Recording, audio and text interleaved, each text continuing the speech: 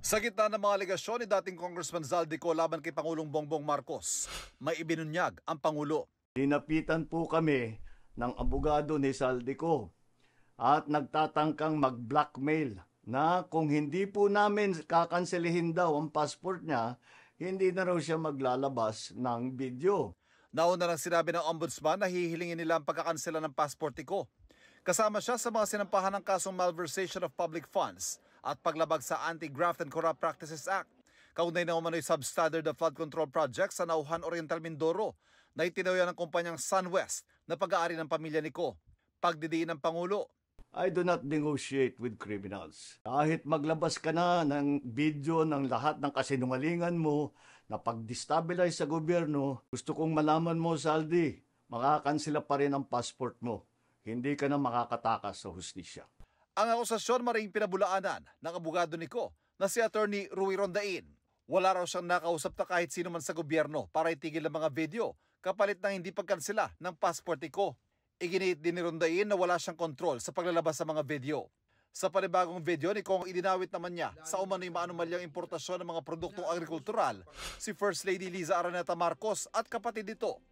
Ipinahinto raw ng First Lady ang investigasyon ng Kamara sa pagmahal ng sibuyas noong 2022.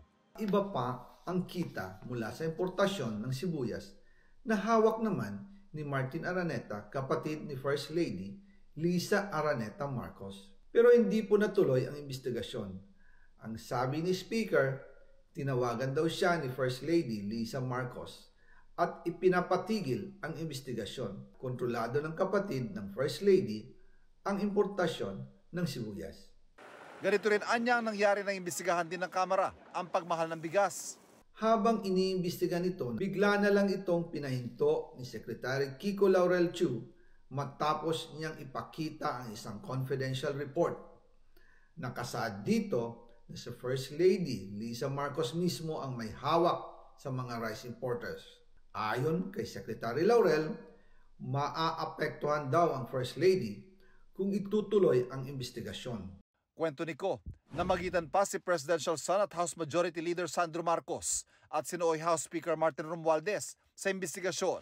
Napagalitan pa raw ng dating Speaker, Agriculture Secretary dahil nabiso umano ang mga SOP sa mga importasyon. Dahil inilabas niya ang confidential report na nagdidiin sa First Lady sa issue ng rice smuggling.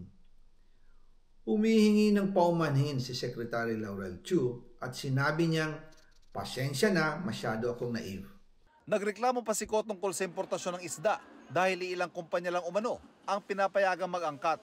Ang makaunting kumpanya na ito lang ang nabibigyang permit to import. Dahil dito kontrolado din ang presyo ng isda at ito din ang dahilan kung bakit mataas ang presyo ng galunggong. Hinihinga pa namin ng tugon ng mag-inang Liza at Sandro Marcos, gayon din si Martin Araneta at si Romualdez, si Chu Laurel. Tinawag na masamang tao si Ko. Gawa-gawang paratang daw ito. Sa pagdinig ng Kamara nitong September 2025, sinabi ng kalihim na si Ko ang namimilit sa kanilang bigyan siya ng import permit. At ang rami kong tinanggal na listahan dahil maraming kalokohan. Sa totoo lang, nung panahon before my time sa importation ng isda. And ayoko nang sabihin kasi meron din isang congressman na humingi sa akin ng maraming allocation at hindi ko pinagbigyan ng isda. At ang pangalan nun, Zaldico. We were being forced at that time to give him 3,000 containers of fish, which I did not agree. Kasunod ng mga serye ng video ni Ko, tanong ng palasyo, bakit daw inuutay-utay ni Ko ang kanyang mga video?